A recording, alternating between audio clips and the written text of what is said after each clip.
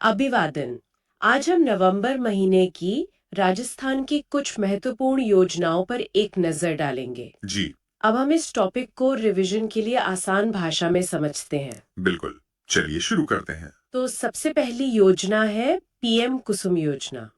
खबर है कि इसके कंपोनेंट सी के तहत जयपुर डिस्कॉम में एक ही दिन में 5 सौर ऊर्जा संयंत्र स्थापित किए गए हैं। जी, और इन सभी संयंत्रों की जो कुल क्षमता है वो है 9.28 मेगावाट। ठीक है। तो मतलब याद रखने योग्य मुख्य बिंदु है कंपोनेंट सी, जयपुर डिस्कॉम, एक दिन में 5 संयंत्र। और कुल क्षमता 9.28 मेगावाट। इन संयंत्रों का मुख्य लाभ क्या है, मतलब इनसे किसे और कैसे फायदा होगा? देखिए, इनका जो सबसे सीधा और बड़ा फायदा है, वो ये है कि इनसे 1314 कृषि उपभोक्ताओं को दिन के समय बिजली मिलेगी। अच्छा, दिन में बिजली, ये किसानों के लिए तो बहुत बड़ी बात है। बहुत बड़ी। और एक और तकनीकी बात है इसमें। ये सभी संयंत्र 3311 केवी सब स्टेशनों के पास ही स्थित हैं। अच्छा। इससे क्या होता है कि बिजली की जो आपूर्ति है वो विकेंद्रीकृत और ज्यादा कुशल हो जाती है। मतलब लॉस कम होता है। यानी कि 1314 किसानों को अब खेती के लिए, सिंचाई के लिए दिन में बिजली मिल पाएगी। जी, बिल्कुल। अब इन 5 संयंत्रों के स्थान और उनकी क्षमता देख लेते हैं, क्योंकि ये परीक्षा में पूछा जा सकता है। हाँ, ये महत्वपूर्ण है। तो पहला है सुनील, जिला झालावाड़ में। इसकी क्षमता सबसे ज्यादा है, 4.06 मेगावाट। सुनील, झालावाड़, ठीक है। दूसरा है पीपलू, जो टोंक जिले में है। इसकी क्षमता 0.83 मेगावाट है। पीपलू, टोंक। तीसरा है ब्रह्माबाद, जिला भरतपुर में। इसकी क्षमता 2.29 मेगावाट है। भरतपुर में ब्रह्माबाद। चौथा है राड़ावास, ये जयपुर जिले में है और इसकी क्षमता 1.25 मेगावाट है। राडावास, जयपुर। और पांचवा है देवली, ये भी टोंक जिले में ही है और इसकी क्षमता 0.85 मेगावाट है। अच्छा, तो टोंक में 2 संयंत्र हैं, पीपलू और देवली। जी, तो याद रखने वाले जिले हुए झालावाड़, टोंक, भरतपुर और जयपुर। और टोंक में 2, ये सही है। बिल्कुल। अब अगर हम पूरी योजना के समग्र प्रदर्शन की बात करें, हम्म। तो पीएम कुसुम योजना के कंपोनेंट ए और कंपोनेंट सी के तहत जी। अकेले जयपुर डिस्कॉम में अब तक कुल 121 संयंत्र काम कर रहे हैं। 121, ये तो काफी बड़ा आंकड़ा है। हाँ, और इनकी कुल क्षमता 237 मेगावाट है और इनसे कुल 24,208 किसानों को दिन में बिजली मिल रही है। ठीक है, तो जयपुर डिस्कॉम में कुल मिलाकर 121 संयंत्र, 237 मेगावाट क्षमता और 24,208 किसान लाभान्वित। ये हम्म, आंकड़े याद रखने होंगे। जी। चलिए अब अगली योजना पर चलते हैं, जल जीवन मिशन। हाँ, जल जीवन मिशन। इसमें एक बहुत ही कह सकते हैं कि नई पहल हुई है। वो क्या है? जन स्वास्थ्य एवं अभियांत्रिकी विभाग ने राज्य में पहली बार एक नई तकनीक पर आधारित 5 बड़ी जलापूर्ति परियोजनाएं शुरू करने की घोषणा की है। पहली बार? तो ये तकनीक क्या है? ये तकनीक है हाइब्रिड एन्युटी मॉडल, जिसे हम HAMB कहते हैं, और ये पब्लिक प्राइवेट पार्टनरशिप यानी PPP पर आधारित है। अच्छा, तो मुख्य शब्द हुए जल जीवन मिशन, 5 मेगा परियोजनाएं और पहली बार HAM मॉडल का उपयोग। बिल्कुल। इन 5 परियोजनाओं पर कुल खर्च कितना आएगा? कुल खर्च बहुत ज्यादा है, लगभग 18,879 करोड़ रुपए। 18,879 करोड़। तो इस राशि का बंटवारा कैसे होगा? क्या ये सारा सरकार देगी? नहीं, यहीं पर तो HAM मॉडल की खासियत है। इस राशि का 40% हिस्सा वो जन स्वास्थ्य एवं अभियांत्रिकी विभाग देगा। और बाकी 60%? बाकी 60% निजी निवेशक द्वारा लगाया जाएगा। अच्छा, तो खर्च का अनुपात महत्वपूर्ण है, 40% सरकारी और 60% निजी निवेश। जी, और इसमें एक और शर्त है। वो क्या? जो निजी निवेशक है, उसे उसकी 60% की राशि 10 वर्षों में 20 किश्तों में लौटाई जाएगी। 10 साल में? हाँ, और इसी को एन्युटी भुगतान कहते हैं। साथ ही इन परियोजनाओं का जो संचालन है, वो भी 10 वर्षों तक वही निजी निवेशक करेगा। अच्छा, तो मतलब निवेशक 10 साल तक संचालन भी करेगा और उसे 10 साल में उसका पैसा वापस भी मिलेगा। ये गुणवत्ता सुनिश्चित करने के लिए अच्छा तरीका लगता है। बिल्कुल। अब इन परियोजनाओं का लक्ष्य भी समझ लेते हैं। हाँ, इनका लक्ष्य है लगभग 5,000 गांवों में 4.20 लाख घरेलू नल कनेक्शन देना। तो लक्ष्य हुआ 5,000 गांव और 4.2 लाख नल कनेक्शन। ठीक है। अब वो 5 मेगा जलापूर्ति परियोजनाएं कौन सी हैं और उनसे कौन से जिले लाभान्वित होंगे, ये देख लेते हैं। हाँ, ये मैच द कॉलम के लिए बहुत जरूरी है। पहली है चंबल नदी जलापूर्ति परियोजना। इससे करौली और सवाई माधोपुर को लाभ होगा। चंबल से करौली और सवाई माधोपुर। दूसरी भी चंबल नदी जलापूर्ति परियोजना ही है। इससे अलवर और भरतपुर लाभान्वित होंगे। अच्छा, चंबल पर 2 हैं, एक अलवर भरतपुर के लिए। जी। तीसरी है काली तीर जलापूर्ति परियोजना। इससे धौलपुर और भरतपुर को पानी मिलेगा। यानी भरतपुर को 2 परियोजनाओं से लाभ मिल रहा है, चंबल वाली से भी और काली तीर से भी। सही। चौथी परियोजना है जाखम बांध जलापूर्ति परियोजना। ये 4 जिलों के लिए है। 4 जिले कौन कौन से? चित्तौड़गढ़, प्रतापगढ़, राजसमंद और उदयपुर। चित्तौड़गढ़, प्रतापगढ़, राजसमंद और उदयपुर जाखम बांध से। ये सबसे महत्वपूर्ण लग रही है। हाँ, क्योंकि ये 4 जिलों को कवर करती है। और पांचवी है इंदिरा गांधी नहर परियोजना से जलापूर्ति। ये सीकर और झुंझुनू के लिए है। शेखावाटी के जी। लिए। तो इन परियोजनाओं और जिलों का मिलान याद रखना परीक्षा के लिए बहुत महत्वपूर्ण है, खासकर जाखम बांध वाली परियोजना। बिल्कुल। Smart city rooftop farming project. जी, इसका आयोजन कौन कर रहा है? इसका आयोजन कर रहा है अंतर्राष्ट्रीय उद्यानिकी नवाचार एवं प्रशिक्षण संस्थान यानी ISITC, जो दुर्गापुरा जयपुर में है। तो आयोजक है ISITC दुर्गापुरा जयपुर। हाँ और इस प्रोजेक्ट का उद्देश्य तो नाम से ही स्पष्ट है। जी, बिल्कुल। इसका सीधा उद्देश्य है जयपुर नगर निगम क्षेत्र में रूफटॉप फार्मिंग यानी कि छतों पर खेती को बढ़ावा देना। तो उद्देश्य स्पष्ट है, जयपुर शहर में छतों पर खेती को प्रोत्साहित करना। एक बहुत ही अलग तरह की पहल है ये। हाँ, शहरी खेती की दिशा में एक अच्छा कदम है। मुख्यमंत्री शिक्षित राजस्थान अभियान से शुरू करते हैं। ये असल में है क्या? हाँ, तो ये एक बहुत ही व्यापक अभियान है। इसकी शुरुआत हुई 29 मार्च 2025 को। इसी साल। जी। कोटा में एक युवा एवं रोजगार उत्सव हुआ था वहां से। और एक दिलचस्प बात ये है कि इसका पहले नाम कुछ और था। अच्छा, क्या नाम था? राजस्थान की शिक्षा में बढ़ते कदम। ये पहले से चल रहा था, पर अब इसे एक कह सकते हैं नया और बड़ा रूप दिया गया है। ठीक है। तो याद रखने वाली बात यह है कि अभियान का नाम अब मुख्यमंत्री शिक्षित राजस्थान अभियान है। शुरुआत 29 मार्च 2025 को कोटा से हुई और इसका पुराना नाम राजस्थान के शिक्षा में बढ़ते कदम था। बिल्कुल। तो इस अभियान का नोडल विभाग कौन सा है? इसका नोडल विभाग स्कूल शिक्षा विभाग है। और जो सबसे महत्वपूर्ण बात है वो ये कि इस तरह का एक व्यापक अभियान शुरू करने वाला राजस्थान देश का पहला राज्य है। देश का पहला राज्य? ऐसा क्यों? क्योंकि इसके 2 मुख्य उद्देश्य हैं। पहला, राष्ट्रीय शिक्षा नीति 2020 यानी NEP को लागू करना। ओके। और दूसरा, राज्य में गुणवत्तापूर्ण शिक्षा को बढ़ावा देना। ये दोनों बड़े लक्ष्य हैं। ठीक है। तो NEP 2020 का क्रियान्वयन और गुणवत्तापूर्ण शिक्षा, ये इसके 2 मुख्य उद्देश्य हो गए। एकदम सही। और ये लागू कब से हो रहा है? ये अभियान शैक्षणिक सत्र 2025-26 से, मतलब इसी सत्र से चरणों में लागू किया जा रहा है। ठीक है। आपने कहा था कि ये बहुत व्यापक है, तो इसके मुख्य घटक क्या-क्या हैं? हाँ, तो इसमें कुल 41 काम पूरे किए जाने हैं। 41? जी, जिन्हें 4 मुख्य घटकों में बांटा गया है। हम्म। पहला है विद्यार्थी केंद्रित कार्य। ओके। दूसरा, विद्यालय केंद्रित। तीसरा? शिक्षक केंद्रित। और चौथा? और चौथा है शैक्षणिक परिणाम के उन्नयन पर केंद्रित कार्य। समझ गई। तो 4 घटक हैं, विद्यार्थी, विद्यालय, शिक्षक और परिणाम। बिल्कुल। इन नोट्स में कुछ और पहलुओं का भी जिक्र है, जैसे मेगा PTM और प्रखर 2.0। ये क्या है? हाँ, ये इसी अभियान का हिस्सा है। जैसे मेगा PTM तो आप जानती ही हैं, पेरेंट्स टीचर मीटिंग।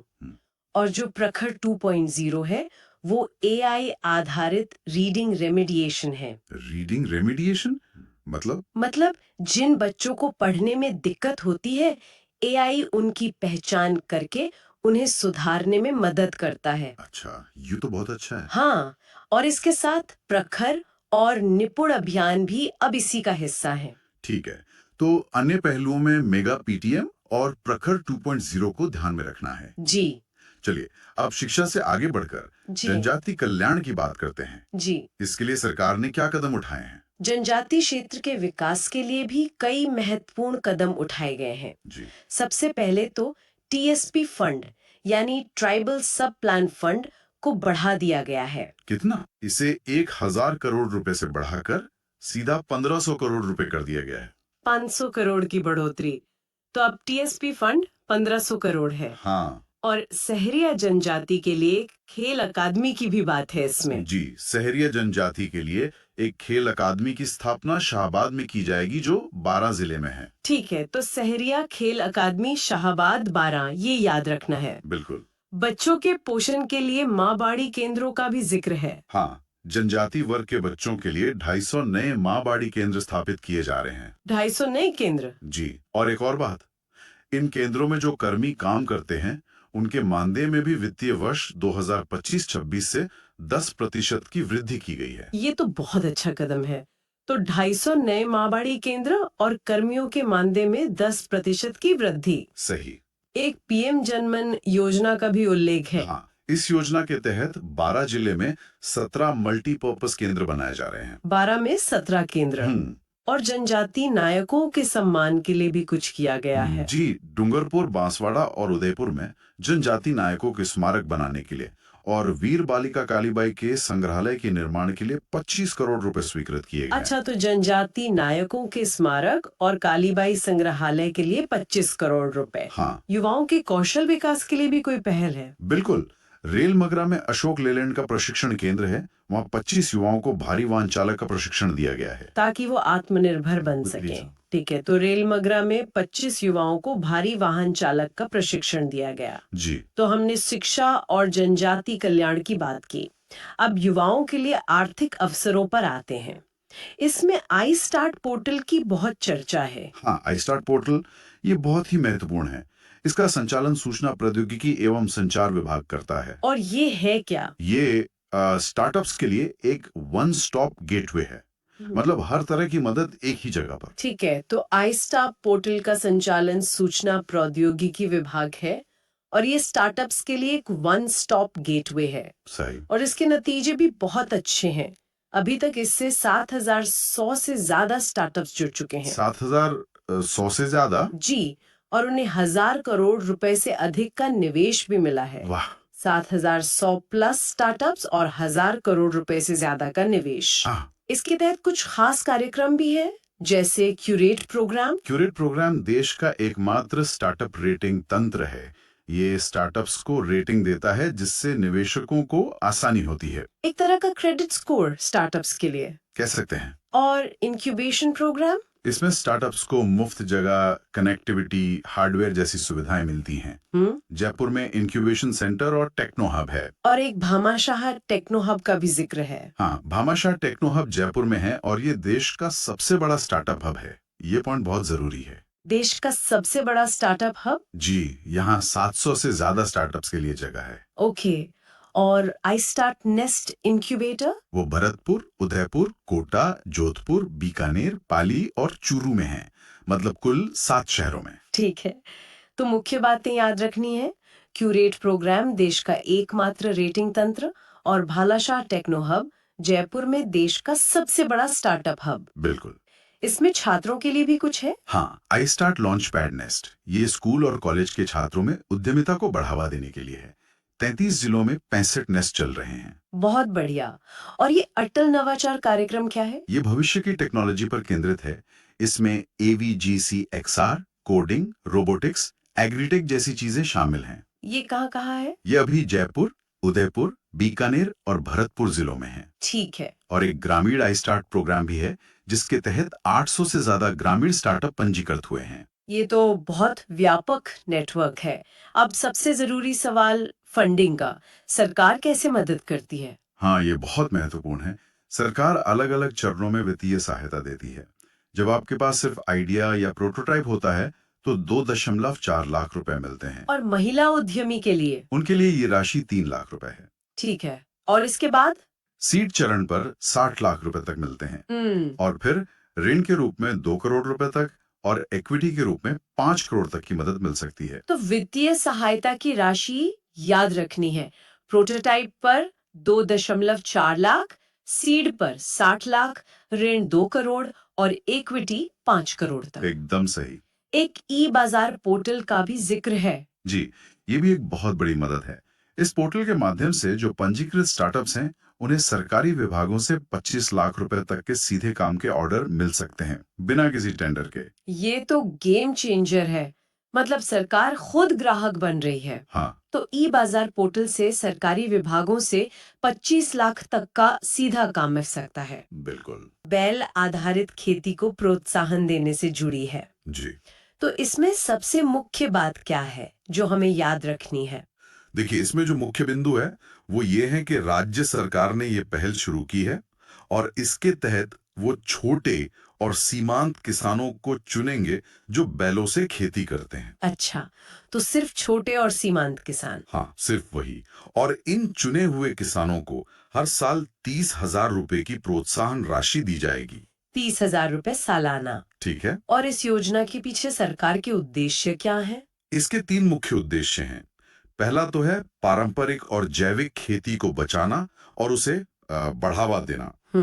दूसरा उद्देश्य है गौवंश का संरक्षण करना और तीसरा जाहिर है किसानों को आर्थिक रूप से मजबूत करना। अच्छा, तो मतलब याद रखने के लिए खास बात ये है, बैल आधारित खेती के लिए चुने हुए लघु एवं सीमांत किसानों को हर साल 30,000 रुपए मिलेंगे। जी, और लक्ष्य है पारंपरिक खेती और गौवंश का संरक्षण। एकदम सही। बस यही मुख्य बिंदु है। ठीक है, ये तो क्लियर हो गया।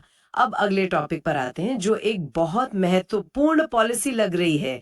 राजस्थान ग्लोबल कैपेबिलिटी सेंटर यानी जीसीसी पॉलिसी 2025। हाँ, ये बहुत महत्वाकांक्षी पॉलिसी है। तो सबसे पहले तो ये जीसीसी होते क्या है, आसान भाषा में अगर समझना हो तो? देखिए, जीसीसी का मतलब है ग्लोबल कैपेबिलिटी सेंटर। आसान भाषा में कहें तो ये किसी बड़ी मल्टीनेशनल कंपनी का एक ऑफशोर ऑफिस होता है। ऑफिस मतलब वो कंपनी किसी दूसरे देश में अपना एक सेंटर खोलती है जो उसकी पेरेंट कंपनी के लिए खास काम करता है, जैसे कि आईटी सपोर्ट हो गया, रिसर्च एंड डेवलपमेंट, फाइनेंस, इस तरह के काम। अच्छा, तो ये सिर्फ कॉल सेंटर नहीं है बल्कि ये कंपनियों के ग्लोबल ऑपरेशन का एक अहम हिस्सा है। बिल्कुल। और इन्हें भारत में लाना किसी भी राज्य के लिए एक बहुत बड़ी उपलब्धि होती है। तो अब राजस्थान भी इस रेस में शामिल हो गया है। हाँ, ये फैसला 19 नवंबर 2025 की कैबिनेट बैठक में लिया गया था। जी, मुख्यमंत्री भजन लाल शर्मा की अध्यक्षता में। और इस पॉलिसी का जो लक्ष्य है वो काफी बड़ा है। हाँ, मैंने भी देखा। साल 2030 तक 200 से ज्यादा जीसीसी स्थापित करना। और उनसे करीब करीब 1.5 लाख नए रोजगार पैदा करना। 1.5 लाख, ये तो बहुत बड़ा आंकड़ा है। जी, बहुत बड़ा। और वो भी हाई स्किल सेक्टर में। ये किसी भी राज्य की अर्थव्यवस्था को बदल सकता है। तो इन सेंटर्स के लिए कुछ खास शहर भी चुने गए हैं? हाँ, 3 शहरों को जीसीसी हब के रूप में विकसित करने की योजना है। जयपुर, उदयपुर और जोधपुर। ठीक है, जयपुर, उदयपुर और जोधपुर। और आवेदन प्रक्रिया के लिए? आवेदन के लिए राज्य निवेश सिंगल विंडो पोर्टल का इस्तेमाल होगा ताकि सब कुछ मतलब आसान और पारदर्शी रहे। और इस पूरी योजना को कौन सा विभाग देखेगा?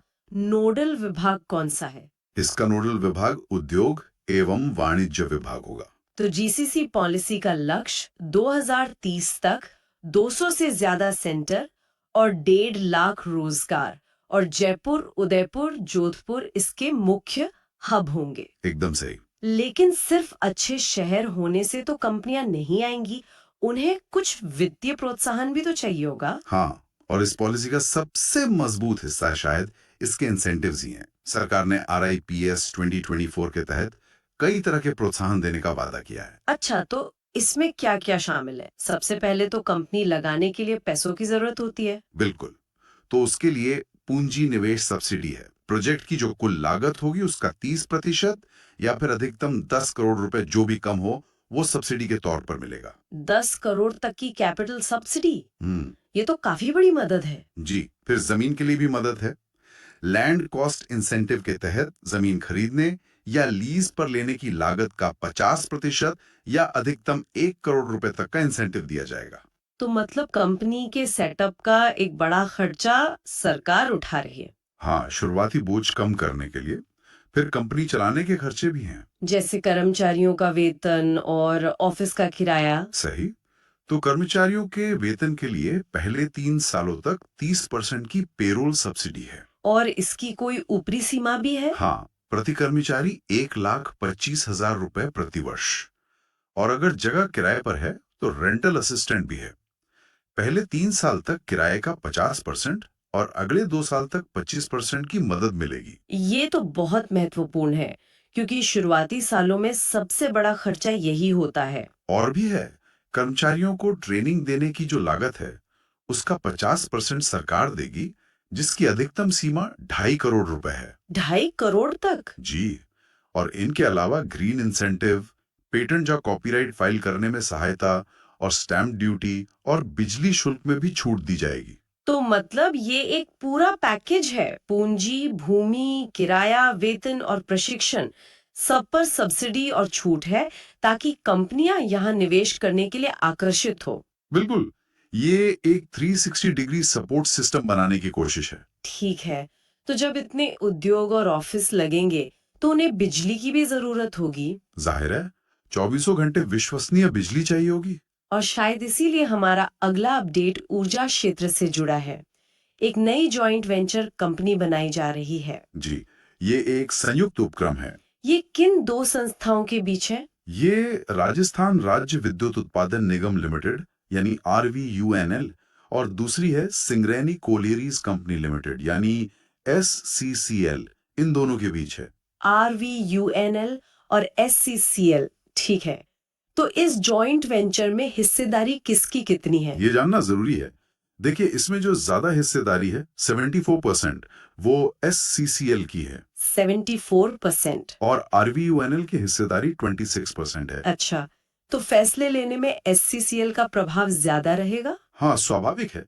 अब ये जो जॉइंट वेंचर है ये 2 बड़ी परियोजनाएं स्थापित करेगा। दो? कौन कौन सी? पहली है 800 मेगावाट की कोयला आधारित बिजली परियोजना। इसकी लागत करीब 9,600 करोड़ रुपए होगी। 800 मेगावाट कोयला। और दूसरी दूसरी है 1500 मेगावाट की सौर ऊर्जा परियोजना, जिसकी लागत 6000 करोड़ रुपए होगी। अरे वाह, मतलब एक ही कंपनी कोयला भी और सौर ऊर्जा भी। ये तो हाँ, ये दिलचस्प है। ये एक तरह से दिखाता है कि हम फौरन कोयले को छोड़ नहीं सकते, लेकिन भविष्य के लिए सौर ऊर्जा में भी भारी निवेश कर रहे हैं। तो इसे संक्षेप में ऐसे याद रख सकते हैं कि RVUNL और SCCL मिलकर एक जॉइंट वेंचर बना रहे हैं, जी। जिसमें SCCL की हिस्सेदारी 74% है और ये कंपनी एक 800 मेगावाट की कोयला और एक 1500 मेगावाट की सौर परियोजना लगाएगी। एकदम सटीक। बहुत अच्छा है। अब वैश्विक कंपनियों और ऊर्जा में निवेश के साथ साथ सरकार प्रवासी राजस्थानियों को भी जोड़ने पर काम कर रही है। हाँ, ये भी एक बहुत जरूरी कदम है। किसी भी राज्य के लिए उसके प्रवासी एक बहुत बड़ी संपत्ति होते हैं। इसी को ध्यान में रखते हुए एक नए विभाग की स्थापना को मंजूरी दी गई है। जी, विभाग का नाम है राष्ट्रीय एवं अंतर्राष्ट्रीय प्रवासी राजस्थानी मामले विभाग। नाम से ही इसका काम साफ हो रहा है। बिल्कुल। इसका मुख्य काम देश और विदेश में रहने वाले जो प्रवासी राजस्थानी हैं, उनके और राज्य सरकार के बीच एक पुल की तरह काम करना है। मतलब संवाद और सहयोग के लिए एक आधिकारिक मंच देना। हाँ, लेकिन इसका एक और बड़ा उद्देश्य है। और वो क्या है? वो है पूरी दुनिया में ब्रांड राजस्थान को मजबूत करना और उसे प्रोत्साहित करना। अच्छा, तो मतलब दुनिया भर में जो सफल राजस्थानी है, उन्हें ब्रांड एम्बेसडर की तरह इस्तेमाल करना। सही समझें, वो बिजनेस में हो और टेक्नोलॉजी में या कला में, वो राजस्थान की एक सकारात्मक वैश्विक छवि बनाने में मदद कर सकते हैं। तो मतलब एक नया विभाग बना है जो प्रवासी राजस्थानियों और सरकार के बीच समन्वय करेगा और विश्व स्तर पर ब्रांड राजस्थान को बढ़ावा देगा। जी, यही इसका सार है। ये सिरोही जिले के 2 सरकारी कॉलेजों के नाम बदलने से जुड़ा एक प्रशासनिक निर्णय है। हाँ, ये छोटे निर्णय लगते हैं, पर इनके पीछे भी एक सामाजिक संदेश होता है। तो कौन से कॉलेजों के नाम बदले गए हैं? पहला है राजकीय महाविद्यालय कालंद्री, जो कि सिरोही में है। इसका नया नाम होगा संघवी हीराचंद फूलचंद जी राजकीय महाविद्यालय कालंद्री। संघवी हीराचंद फूलचंद जी राजकीय महाविद्यालय। जी। जी। और दूसरा है राजकीय महाविद्यालय कैलाश नगर, ये भी सिरोही में ही है। और इसका नया नाम? इसका नया नाम होगा मातुश्री पुरीबाई पुनामाजी माली टोरसो राजकीय महाविद्यालय कैलाश नगर। ठीक है, तो ये नाम स्थानीय भामाशाहों के नाम पर रखे गए हैं। हाँ बिल्कुल, ये उन लोगों के सम्मान में है जिन्होंने समाज के लिए, खास तौर पर शिक्षा के लिए दान दिया है। सरकार ऐसा करके न केवल उनके योगदान को सम्मान दे रही है, बल्कि दूसरों को भी प्रेरित कर रही है। तो सिरोही जिले के 2 राजकीय महाविद्यालयों कालंद्री और कैलाश नगर का नामकरण स्थानीय भामाशाहों के नाम पर किया गया है। सही। कार सदस्यता अभियान की। सहकार सदस्यता अभियान, ठीक है। हाँ, तो इसकी जो अवधि थी वो थी 2 अक्टूबर से 22 अक्टूबर तक। ओके, अक्टूबर में। जी। और इसका जो आयोजन था वो 8,500 पैक्स, मतलब प्राइमरी एग्रीकल्चरल क्रेडिट सोसाइटी के लेवल पर किया गया था। अच्छा, 8,500 पैक्स के स्तर पर। हाँ, और इस अभियान की जो सबसे बड़ी उपलब्धि रही वो थी कि इसमें करीब 8,90,000 से भी ज्यादा नए सदस्य बनाए गए। 8,90,000? ये तो बहुत बड़ा आंकड़ा है। बहुत बड़ा। और मजे की बात यह है कि ये जो संख्या थी, ये जो लक्ष्य रखा गया था, उससे भी करीब 21 से 25% ज्यादा थी। मतलब उम्मीद से भी बेहतर परिणाम मिले। एकदम। तो इसमें याद रखने वाली बातें हुई, पहली अवधि अक्टूबर, दूसरी आयोजन का स्तर पैक्स, और तीसरी सबसे बड़ी उपलब्धि 8.90 लाख से ज्यादा नए सदस्य। बिल्कुल, ये 3 मुख्य बिंदु हैं जो याद रखने हैं। ठीक है, ये तो क्लियर हो गया। अब अगला अभियान कौन सा है? अगला है सड़क सुरक्षा अभियान। सड़क सुरक्षा, ये भी बहुत जरूरी है। बहुत ज्यादा। तो ये अभियान चला था 4 नवंबर से 18 नवंबर तक। ठीक है, नवंबर में। और इसमें बेसिकली 4 बड़े काम किए गए। 4 काम कौन कौन से? पहला तो ये कि जो नेशनल और स्टेट हाईवे पर अवैध कट होते हैं ना, हाँ, जो लोग शॉर्टकट के लिए बना लेते हैं। बिल्कुल, उन्हें बंद किया गया। ये बहुत जरूरी था। सही बात है, इनसे एक्सीडेंट बहुत होते हैं। दूसरा काम था कि 45 साल से ज्यादा उम्र के जो वाहन चालक हैं, उनका नेत्र परीक्षण किया गया। ये एक बहुत अच्छा कदम है, इस पर ध्यान नहीं जाता लोगों का। नहीं जाता। तीसरा था ओवरलोडिंग के खिलाफ, मतलब बहुत सख्त कार्रवाई की गई। और चौथा? और चौथा ये कि जो लोग बार बार नियमों का उल्लंघन कर रहे थे, उनके ड्राइविंग लाइसेंस भी सस्पेंड किए गए। अच्छा, तो इसमें 4 मुख्य बातें ध्यान रखनी है। 1, अवैध कट बंद करना। 2, 45 प्लस आयु वालों का आई टेस्ट। 3, ओवरलोडिंग पर कार्रवाई। और 4, लाइसेंस का निलंबन। एकदम सही। और अवधि थी नवंबर की। ठीक है, अब आगे बढ़ते हैं। अब बात करते हैं एक बहुत ही जाने पहचाने अभियान की, प्लस पोलियो अभियान। Plus polio. हाँ, इसकी शुरुआत हुई 23 नवंबर को और इसे मुख्यमंत्री भजनलाल शर्मा जी ने प्रारंभ किया था। ओके, 23 नवंबर। जी। इसका लक्ष्य था जन्म से लेकर 5 साल तक के जो बच्चे हैं उनको पोलियो की दवा पिलाना। अच्छा, 0 से 5 साल के बच्चे। हाँ, और इसके तहत आप सोचिए 1 करोड़ से भी ज्यादा बच्चों को कवर करने का टारगेट था। 1 करोड़? ये तो बहुत ही बड़ा स्केल है। बहुत बड़ा। और इसके लिए पूरे प्रदेश में 58,823 पोलियो बूथ बनाए गए थे। 58,000 से भी ज्यादा। जी हाँ। तो इसमें मुख्य बिंदु हो गए, शुरुआत 23 नवंबर को, लक्ष्य 0 से 5 साल के 1 करोड़ से ज्यादा बच्चे, और कुल बूथ 58,823। परफेक्ट, बस ये याद रखना है। चलिए, अब अगले अभियान पर आते हैं। अगला अभियान भी स्वास्थ्य से ही जुड़ा है, सांस अभियान। सांस अभियान, इसका क्या उद्देश्य था? इसका मुख्य उद्देश्य है प्रदेश में 5 साल तक के जो बच्चे हैं उनमें निमोनिया की स्क्रीनिंग करना और इसके बारे में जागरूकता फैलाना। ओके, तो ये निमोनिया पर केंद्रित है। जी बिल्कुल। और इसकी जो अवधि है वो 12 नवंबर 2025 से 28 फरवरी 2026 तक है। अच्छा। इस अभियान की एक थीम भी है जो काफी अच्छी है। क्या थीम है? निमोनिया नहीं तो बचपन सही। निमोनिया नहीं तो बचपन सही। ये तो याद रखने में भी आसान है। हाँ, तो सांस अभियान के लिए याद रखना है, उद्देश्य 5 साल तक के बच्चों की निमोनिया स्क्रीनिंग, अवधि नवंबर 2025 से फरवरी 2026। बिल्कुल सही। और थीम निमोनिया नहीं तो बचपन सही। बिल्कुल सही। ठीक है, अब हमारे पास आखिरी ऑपरेशन बचा है। हाँ, और ये बाकी सबसे काफी अलग है। ऑपरेशन थार शक्ति 2025। ये नाम से ही सेना से जुड़ा लग रहा है। सही पकड़ा। इसका आयोजन भारतीय सेना की भैरव कमांडोज यूनिट ने किया था। Bhairav commandos unit? और ये कहाँ पर आयोजित हुआ? ये ऑपरेशन लोंगेवाला बॉर्डर पर हुआ था, जो जैसलमेर में। लोंगे वाला बॉर्डर। जी। और इसका जो मकसद था, वो था युद्ध में आधुनिक तकनीक और खास तौर पर आर्टिफिशियल इंटेलिजेंस मतलब एआई के प्रयोग की तैयारी करना। अच्छा, तो भविष्य की लड़ाई की तैयारी। आप कह सकते हैं टेक्नोलॉजी के साथ सेना का तालमेल बिठाना। तो इसके मुख्य बिंदु हुए आयोजक भारतीय सेना की भैरव कमांडोज यूनिट, स्थान लोंगेवाला बॉर्डर जैसलमेर, और उद्देश्य युद्ध में मॉडर्न टेक और एआई का प्रयोग। एकदम सही। बस इतना ही समझना है इसमें।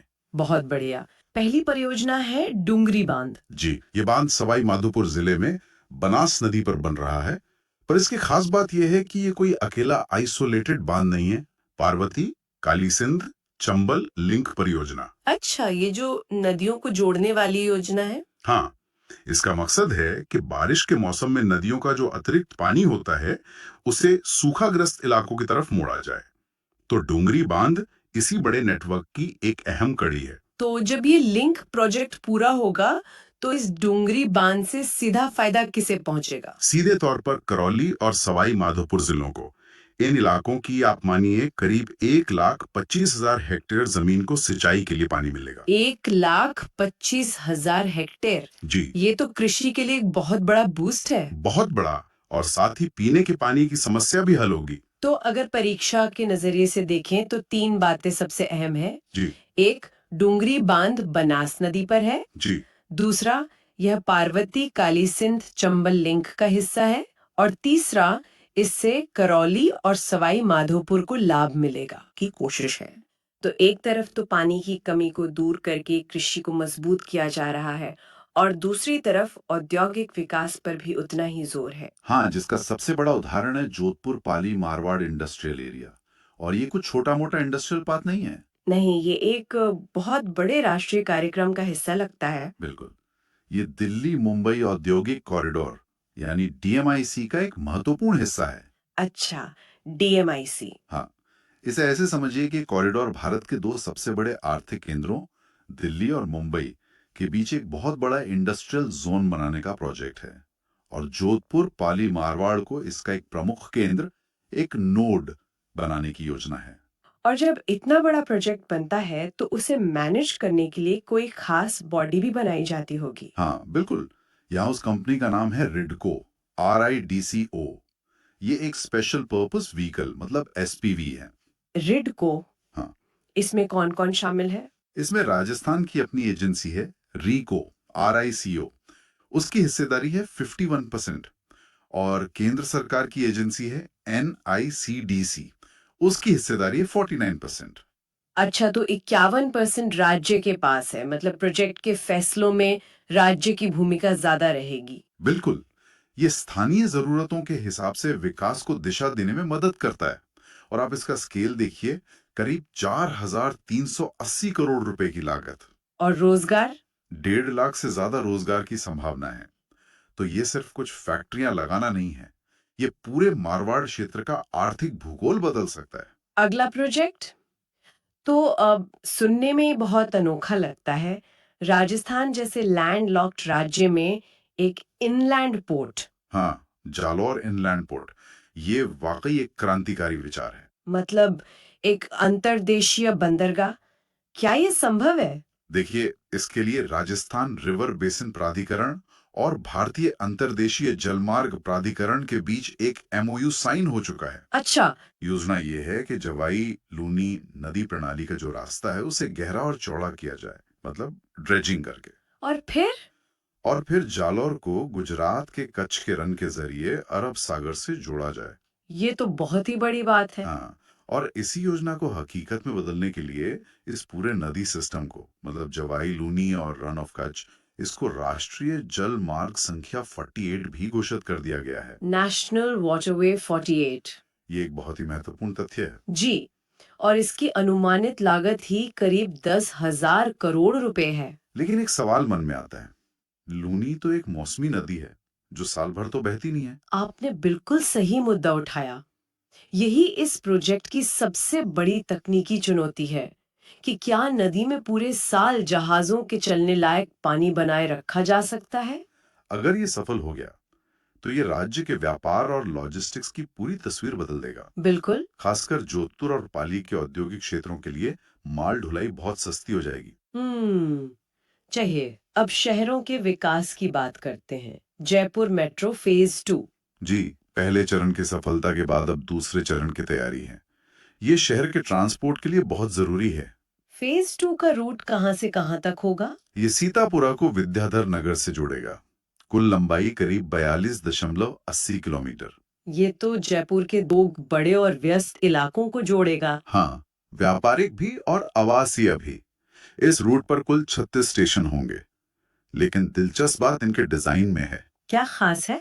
इनमें से 34 स्टेशन एलिवेटेड होंगे, यानी जमीन से ऊपर पिलर्स पर। और बाकी दो। सिर्फ 2 स्टेशन अंडरग्राउंड होंगे। मुझे लगता है यह फैसला लागत और समय को ध्यान में रखकर लिया गया होगा। अंडरग्राउंड मेट्रो बनाना बहुत महंगा और जटिल होता है। सही कहा। ये दुविधा तो हर शहर में होती है। एलिवेटेड रूट सस्ते और तेज बनते हैं, पर कुछ लोगों को लगता है कि वो शहर की खूबसूरती बिगाड़ते हैं। बिल्कुल। और अंडरग्राउंड मेट्रो में ये दिक्कत नहीं है, लेकिन लागत कई गुना ज्यादा होती है। तो ये जो 34 और 2 का मिश्रण है, ये शायद लागत और सुविधा के बीच एक संतुलन बनाने की कोशिश है। चलिए अब फिर से पानी की एक और जरूरी प्रोजेक्ट पर लौटते हैं। यमुना जल आपूर्ति परियोजना। जी, ये खास तौर पर राजस्थान के शेखावाटी क्षेत्र के लिए एक कह सकते हैं जीवनदायिनी परियोजना साबित हो सकती है। वहां तो पानी की कमी हमेशा से एक बड़ी चुनौती रही है। बिल्कुल। इस प्रोजेक्ट के लिए राजस्थान और पड़ोसी राज्य हरियाणा के बीच फरवरी 2024 में एक अहम समझौता हुआ है। अंतर्राज्यीय जल बंटवारे के मुद्दे तो अक्सर बहुत संवेदनशील होते हैं, इसलिए ये एमओयू अपने आप में एक बड़ी सफलता है। इसके तहत हरियाणा में जो हथिनी कुंड बैराज है, वहां से राजस्थान को पानी मिलेगा। और ये पानी राजस्थान में कहाँ तक पहुंचेगा। ये 2553 किलोमीटर लंबी पाइपलाइन के जरिए राजस्थान के 3 जिलों तक पहुंचेगा: सीकर, चूरू और झुंझुनू। यानी शेखावाटी के तीनों प्रमुख जिले। जी, इससे न केवल पीने के पानी की समस्या हल होगी, बल्कि इस क्षेत्र में कृषि और पशुपालन को भी एक स्थिरता मिलेगी। और ये पाइपलाइन वाला फैसला भी महत्वपूर्ण है। नहरों के मुकाबले पाइपलाइन से पानी लाने में नुकसान कम होता है। हाँ, वाष्पीकरण और रिसाव से होने वाला नुकसान बहुत कम होता है। रेगिस्तानी इलाकों के लिए ये तकनीक पानी की हर बूंद बचाने में मदद करती है। अब कृषि से जुड़ी कुछ पहलों पर नजर डालते हैं। जी पहली है कृषि ज्ञान धारा 2.0 कार्यक्रम। जी, जैसा कि नाम से ही पता चलता है, इसका मकसद है किसानों तक जानकारी, ज्ञान पहुंचाना। इसे कृषि मंत्री डॉक्टर किरोड़ी लाल ने शुरू किया।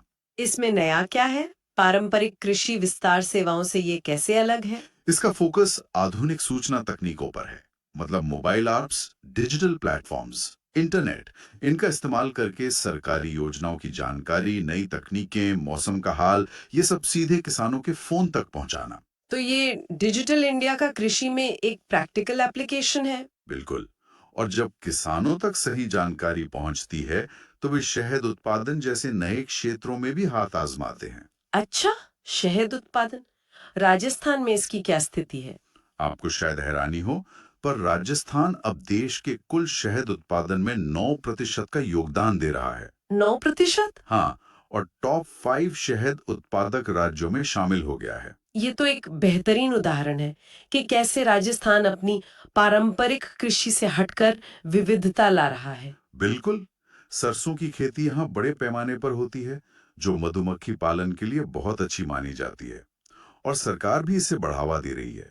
जैसे 50,000 मधुमक्खी कॉलोनियों और बॉक्स पर 40% का अनुदान। शहद उत्पादन की तरह ही राजस्थान की ग्रामीण अर्थव्यवस्था का एक और मजबूत स्तंभ है दुग्ध उत्पादन। जी, इस क्षेत्र में राज्य लगातार अपनी क्षमता बढ़ा रहा है। राज्य की जो दुग्ध प्रसंस्करण क्षमता है वो 48 लाख लीटर प्रतिदिन से बढ़ाकर अब 52 लाख लीटर प्रतिदिन कर दी गई है। और आगे का क्या लक्ष्य है? लक्ष्य इससे भी बड़ा है। 2025-26 तक इस क्षमता को 65 लाख लीटर प्रतिदिन तक ले जाने का टारगेट है। ये सिर्फ आंकड़े नहीं है, इसका सीधा मतलब है कि ज्यादा गांवों से ज्यादा दूध खरीदा जा सकेगा, जिससे ग्रामीण परिवारों की आय बढ़ेगी। बिल्कुल, राज्य का डेयरी सेक्टर का टर्नओवर 10,000 करोड़ रुपए तक पहुंच जाना इसी ग्रोथ को दिखाता है। और ये जो बड़ी बड़ी राज्य स्तरीय योजनाएं हैं, ये जमीन पर कैसे उतरती हैं, इसका एक छोटा लेकिन महत्वपूर्ण उदाहरण है हमारा अगला बिंदु। आप करनियाली पेयजल परियोजना की बात कर रही हैं? हाँ, करनियाली जोधपुर पेयजल परियोजना। इसका शिलान्यास 24 नवंबर 2025 को किया गया। ये परियोजना केंद्र सरकार के महत्वाकांक्षी जल जीवन मिशन का हिस्सा है। वही मिशन जिसका लक्ष्य हर ग्रामीण घर में नल से जल पहुंचाना है। हाँ, करनियाली प्रोजेक्ट उसी बड़े मिशन की एक स्थानीय कड़ी है। करीब 27 लाख रुपए की लागत से ये जोधपुर के करनियाली और चैनपुरा भाटन गांवों के लगभग 7893 घरों तक नल से पीने का पानी पहुंचाएगी। तो आज हमने कई बड़ी और छोटी परियोजनाओं पर बात की। एक तरफ डूंगरी बांध और यमुना जल प्रोजेक्ट जैसी विशाल जल योजनाएं हैं, तो दूसरी तरफ जोधपुर पाली जैसा विशाल औद्योगिक क्षेत्र और इन सब के बीच शहद, दूध और कृषि ज्ञान जैसी पहलें हैं जो ग्रामीण अर्थव्यवस्था को मजबूत कर रही हैं। हाँ, ये सब मिलकर राजस्थान के एक समन्वित विकास की तस्वीर पेश करते हैं। ये सभी प्रोजेक्ट्स कागज पर तो बहुत महत्वपूर्ण एमओयू। ठीक है। तो सबसे पहला नाम है राजीविका। राजीविका ने उन्नति इंक्यूबेशन हब स्थापित करने के लिए एक एमओयू पर हस्ताक्षर किए हैं। उन्नति इंक्यूबेशन हब। हाँ, और ये समझौता दो संस्थाओं के साथ हुआ है। एक है रूमा देवी फाउंडेशन और दूसरा है आर्च कॉलेज ऑफ डिजाइन। तो रिवीजन के लिए मुख्य बात यह है, राजीविका का उन्नति हब के लिए एमओयू रूमा देवी फाउंडेशन और आर्च कॉलेज के साथ हुआ है, बस। एकदम सही। अब दूसरे पॉइंट पर आते हैं, कोटा हाड़ौती ट्रैवल मार्ट। कोटा में ट्रैवल मार्ट। जी, इस ट्रैवल मार्ट का आयोजन कोटा में 2 से 4 जनवरी 2026 तक किया जाएगा। ठीक है, 2026 में। और इसके लिए पर्यटन विभाग और होटल फेडरेशन ऑफ राजस्थान यानी एचएफआर के बीच 24 नवंबर को एमओयू साइन हुआ। तो याद रखने वाला पॉइंट है, कोटा ट्रैवल मार्ट 2026 में होगा और एमओयू किसके बीच है? पर्यटन विभाग और होटल फेडरेशन के बीच। बिल्कुल। चलिए अब तीसरा एमओयू देखते हैं। ये है ग्लोबल राजस्थान एग्रीटेक मीट ग्राम 2026। ग्राम 2026। हाँ, इसका आयोजन मार्च 2026 में जयपुर के सीतापुरा में होगा और इसके सफल आयोजन के लिए राजस्थान सरकार और फिक्की मतलब FICCI के बीच एमओयू हुआ है। अच्छा, फिक्की के साथ। जी, तो मुख्य बिंदु ये हुआ, ग्राम 2026 जयपुर में होगा और एमओयू राजस्थान सरकार और फिक्की के बीच है। परफेक्ट। अगला पॉइंट है IIT जोधपुर और idea forge technology. IIT Jodhpur. हाँ, इन दोनों संस्थाओं के बीच मानव रहित विमानों, जिन्हें हम UAVs भी कहते हैं, उन पर शोध करने के लिए एक एमओयू हुआ है। UAVs पर रिसर्च। जी, तो संक्षेप में IIT जोधपुर और आइडिया फॉर्ज का संबंध UAVs पर रिसर्च से है। बिल्कुल सीधा। अगला है ऊर्जा विभाग और CSEP रिसर्च फाउंडेशन के बीच का एमओयू। CSEP research foundation. हाँ, ये एमओयू विद्युत क्षेत्र मतलब पावर सेक्टर में रिसर्च पर आधारित निर्णय लेने के लिए किया गया है। मतलब डेटा ड्रिवन डिसीजन के लिए। एकदम सही। तो याद रखें, ऊर्जा विभाग का एमओयू CSEP रिसर्च फाउंडेशन के साथ है। और क्यों है? विद्युत क्षेत्र में रिसर्च के लिए। बिल्कुल। अब आते हैं पुलिसिंग पर। राजस्थान पुलिस और राष्ट्रीय रक्षा विश्वविद्यालय जो कि गुजरात में है, उनके बीच एक एमओयू हुआ है। अच्छा, गुजरात के RRU के साथ। जी, RRU गुजरात। और इस एमओयू का जो मुख्य उद्देश्य है वो है पुलिसिंग व्यवस्था में सुधार करना। तो मेन पॉइंट ये है कि पुलिसिंग में सुधार के लिए राजस्थान पुलिस का एमओयू गुजरात के आरआरयू के साथ हुआ। हाँ, और अब एमओयू का आखिरी पॉइंट, ये एक अंतर्राष्ट्रीय समझौता है। इंटरनेशनल। जी, चिकित्सा शिक्षा विभाग और मैनचेस्टर यूनिवर्सिटी यूके के बीच। इसका उद्देश्य है चिकित्सा शिक्षा के क्षेत्र में अंतर्राष्ट्रीय सहयोग को बढ़ावा देना। तो इसे ऐसे याद रखना है, चिकित्सा शिक्षा में इंटरनेशनल सहयोग के लिए मैनचेस्टर यूनिवर्सिटी के साथ एमओयू हुआ है। बहुत बढ़िया। तो ये थे हमारे महत्वपूर्ण एमओयू। अब भाग 2 पर चलते हैं, राजस्थान की रैंकिंग्स। चलिए। तो रैंकिंग्स में सबसे पहले बात करते हैं पीएम कुसुम योजना की। कुसुम योजना, हाँ। इस योजना में राजस्थान को 2 अलग-अलग कंपोनेंट में रैंक मिली है। कंपोनेंट ए में देश में पहला स्थान। पहला स्थान, ठीक है, और कंपोनेंट सी में तीसरा स्थान प्राप्त हुआ है। तो रिवीजन के लिए बस इतना याद रखना है, पीएम कुसुम योजना में रैंक है कंपोनेंट ए में पहली और कंपोनेंट सी में तीसरी। बिल्कुल। अगली योजना है पीएम किसान सम्मान निधि योजना। जी। इस योजना के लाभार्थियों की संख्या के मामले में राजस्थान पूरे देश में 5वें स्थान पर है। 5वें पर। हाँ, 5th पोजीशन। तो मुख्य बिंदु, किसान सम्मान निधि में लाभार्थियों की संख्या में राजस्थान देश में 5वां है। सही। अब आते हैं बिजनेस रिफॉर्म्स एक्शन प्लान 2024 पर। इसे बीआरएपी भी कहते हैं। बीआरएपी 2024। ठीक है। इसमें राजस्थान ने 4 व्यावसायिक सुधार क्षेत्रों में शीर्ष स्थान मतलब टॉप रैंक हासिल किए। 4 क्षेत्रों में टॉप कौन कौन से? ये 4 क्षेत्र हैं, व्यावसायिक प्रवेश, श्रम नियमन, पर्यावरणीय पंजीकरण और सेवा क्षेत्र। तो याद रखने वाली बात यह है कि बीआरएपी 2024 में राजस्थान 4 क्षेत्रों में शीर्ष स्थान पर है। बिल्कुल। अगला पॉइंट है आभा आईडी निर्माण। आभा आईडी। जी, 12 नवंबर 2025 तक राजस्थान ने 6.37 करोड़ आभा आईडी बनाकर देश में तीसरा स्थान प्राप्त किया है। 6.37 करोड़। हाँ, तो मुख्य बिंदु, आभा आईडी निर्माण में राजस्थान 6.37 करोड़ आईडी के साथ देश में तीसरे स्थान पर है। एकदम सही। अब स्वास्थ्य से जुड़ी एक और रैंकिंग, पैलिएटिव केयर सेवाएं। पैलिएटिव केयर, हाँ, इन सेवाओं को उपलब्ध कराने में राजस्थान ने राष्ट्रीय स्तर पर तीसरा स्थान हासिल किया है। इसमें भी तीसरा स्थान। जी, तो संक्षेप में, पैलिएटिव केयर सेवाओं में राजस्थान राष्ट्रीय स्तर पर तीसरे स्थान पर है। बिल्कुल।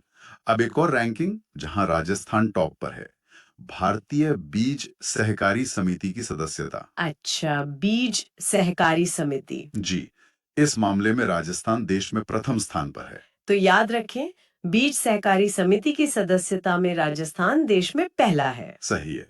अब एक राज्य स्तरीय रैंकिंग देखते हैं। जिला है सलुम्बर। सलुम्बर जिला। सलुम्बर जिले ने मतदाता सूची का 100% डिजिटलीकरण का कार्य पूरा कर राज्य में पहला स्थान प्राप्त किया है। 100% डिजिटलीकरण, बहुत बढ़िया। जी, तो मुख्य बिंदु, सलुम्बर जिला मतदाता सूची के 100% डिजिटलीकरण में राज्य में प्रथम है। और अब हमारी लिस्ट का आखिरी पॉइंट, देशव्यापी संतृप्ति अभियान। संतृप्ति अभियान। इस अभियान के तहत राजस्थान 1.28 करोड़ लाभार्थियों के साथ देश में दूसरे स्थान पर रहा। दूसरा स्थान, और पहला? पहला स्थान उत्तर प्रदेश का है। ठीक है। तो याद रखना है, संतृप्ति अभियान में राजस्थान दूसरे स्थान पर है 1.28 करोड़ लाभार्थियों के साथ, और उत्तर प्रदेश पहले स्थान पर है। बिल्कुल सही। तो हमने सारे एमओयूज और रैंकिंग्स कवर कर लिए हैं। अब पूरा टॉपिक क्लियर हो जाना चाहिए। बिल्कुल। पहली नियुक्ति है अरुण मुंगा की। इन्हें राजस्थान उच्च न्यायालय में न्यायाधीश नियुक्त किया गया है और इस नियुक्ति के बाद उच्च न्यायालय में कुल न्यायाधीशों की संख्या 40 हो गई है। बिल्कुल। तो इसमें मुख्य बिंदु जो याद रखना है, अरुण मुंगा राजस्थान उच्च न्यायालय में नए न्यायाधीश, और कुल न्यायाधीशों की संख्या अब 40 है। बहुत अच्छे। अब दूसरी महत्वपूर्ण नियुक्ति पर आते हैं। ये हैं वी श्रीनिवास। इन्हें राज्य का नया मुख्य सचिव नियुक्त किया गया है। रखने वाली बात यह है, वी श्रीनिवास राज्य के नए मुख्य सचिव। ये पद प्रशासन का सबसे ऊंचा पद होता है। सही है। तो ये तो थी नियुक्तियां। अब कुछ अन्य व्यक्तित्वों की बात करते हैं जो चर्चा में रहे। जी। इसमें एक दुखद खबर है। डॉक्टर रतनलाल जाट जो पूर्व शिक्षा मंत्री थे, उनका निधन हो गया है। हाँ, तो इसमें ध्यान रखने वाली बात है डॉक्टर रतन लाल जाट, हमारे पूर्व शिक्षा मंत्री, उनका हाल ही में निधन हुआ है। ठीक है। और एक और खबर है, संगीता आर्या ने राजस्थान लोक सेवा आयोग यानी आरपीएससी के सदस्य पद से इस्तीफा दे दिया है। जी, ये भी एक महत्वपूर्ण घटना है। तो मुख्य बिंदु है संगीता आर्या का आरपीएससी सदस्य पद से इस्तीफा। बहुत बढ़िया। तो ये व्यक्तित्व वाला सेक्शन पूरा हुआ। अब हम आगे बढ़ते हैं पुरस्कार और सम्मान की ओर। हाँ, ये सेक्शन काफी महत्वपूर्ण है क्योंकि इससे कई सवाल बनते हैं। तो पहला पुरस्कार है राज्य कला पुरस्कार। ये राजस्थान ललित कला अकेडमी द्वारा दिया गया है। इसमें 9 कलाकारों को 25,000 रुपए की पुरस्कार राशि से सम्मानित किया गया। बिल्कुल। तो हमें याद रखना है राज्य कला पुरस्कार, 9 कलाकार और पुरस्कार राशि है 25,000 रुपए। बहुत अच्छे। अगला पुरस्कार है विडरजी इंडिया 2025 पुरस्कार। इसमें राजस्थान को excellence in wind and hybrid policy के लिए पुरस्कार मिला है। जी, तो मुख्य बिंदु ये है राजस्थान को excellence in wind and hybrid policy का पुरस्कार मिला है। ये ऊर्जा के क्षेत्र में एक बड़ी उपलब्धि है। सही। अब व्यक्तिगत पुरस्कारों की बात करते हैं। उदयपुर के चित्रकार हैं सुशील निम्बार्क। इन्हें राष्ट्रीय कला रत्न सम्मान से सम्मानित किया गया है। हम्म, तो ध्यान दें, सुशील निम्बार्क जो उदयपुर से हैं, उन्हें राष्ट्रीय कला रत्न सम्मान मिला है। बिल्कुल। एक और बड़ा सम्मान है जो दुबई में दिया गया। डॉक्टर अरुण चतुर्वेदी को राजस्थान रत्न अवार्ड 2025 से सम्मानित किया गया है। जी, तो याद रखें डॉक्टर अरुण चतुर्वेदी राजस्थान रत्न अवार्ड 2025। और ये पुरस्कार दुबई में दिया गया। अगला नाम है रूमा देवी का। इन्हें यंग इंडिया कंट्री अवार्ड 2025 से सम्मानित किया गया है। हाँ, ये बहुत ही महत्वपूर्ण नाम है। मुख्य बिंदु है रूमा देवी को यंग इंडिया कंट्री अवार्ड 2025 मिला। अच्छा, अब शहरी परिवहन के क्षेत्र में आते हैं। इसमें उदयपुर शहर को award of excellence in urban transport से सम्मानित किया गया है। बिल्कुल। तो याद रखना है उदयपुर शहर को शहरी परिवहन में उत्कृष्टता के लिए पुरस्कार मिला है। ठीक है, अगला पुरस्कार मीडिया के क्षेत्र से है। नागौर की कविता स्वामी को Laadli media awards for gender sensitivity 2025 से सम्मानित किया गया है। जी। मुख्य बिंदु है कविता स्वामी जो नागौर से हैं, उन्हें Laadli media awards for gender sensitivity मिला है। और अब इस लिस्ट का आखिरी और बहुत ही सम्मानजनक पुरस्कार, बाड़मेर के सांवलाराम बिश्नोई को मरणोपरांत राष्ट्रपति वीरता पुरस्कार से सम्मानित किया गया है। इस पर विशेष ध्यान दें। सांवलाराम बिश्नोई, बाड़मेर से, इन्हें मरणोपरांत राष्ट्रपति वीरता पुरस्कार दिया गया है। बहुत बढ़िया।